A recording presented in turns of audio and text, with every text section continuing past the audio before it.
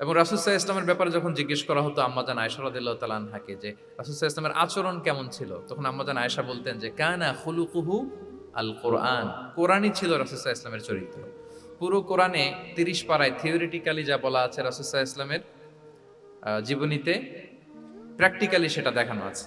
তো আম্মাজান আয়েশা বলতেন কানা খুলুকুহু আল কোরআন, রাসূল সাল্লাল্লাহু আলাইহি ওয়াসাল্লামের চরিত্র ছিল কোরআন।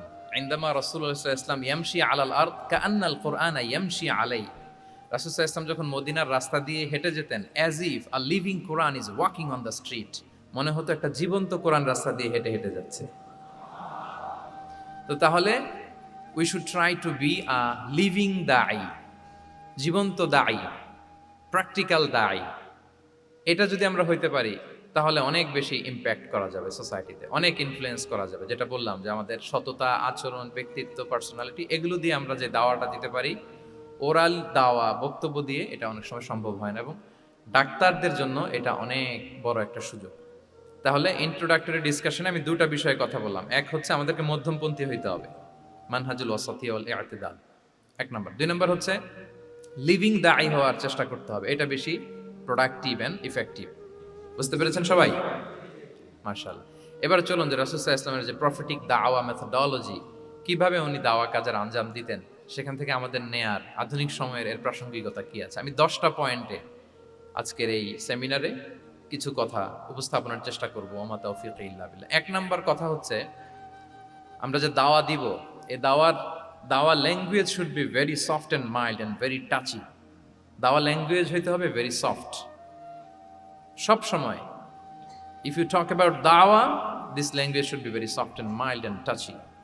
দাওয়ার কথা বললে হয়তো আপনি পলিটিক্স করেন, ওইটা আলাদা কথা, আপনি জেহাদের ময়দানে, ওইটা আলাদা কথা। আমি জেহাদ পলিটিক্স নিয়ে কথা বলতেছি না, আই এম টকিং অ্যাবাউট দাওয়া। যদি আপনি দাওয়া সেমিনারের কথা বলেন, যদি মেডিকেল দাওয়া সোসাইটি নাম দেন, দাওয়া বললে আমাকে বলতে হবে দাওয়ার language should be very soft and mild.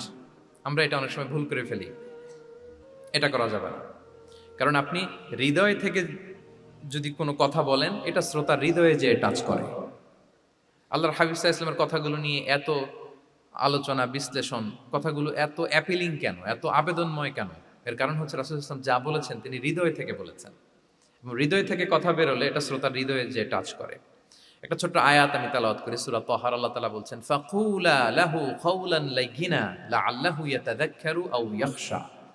আল্লাহ তাআলা মূসা আলাইহিস সালাম এবং হারুন আলাইহিস সালাম, ওনাদের দুইজনকে বলছেন যে তোমরা দুই ভাই মিলে যাও, ফেরাউনের কাছে যে দাওয়াত দাও এবং কোমল ভাষায় দাওয়াত দাও। কি ভাষায়?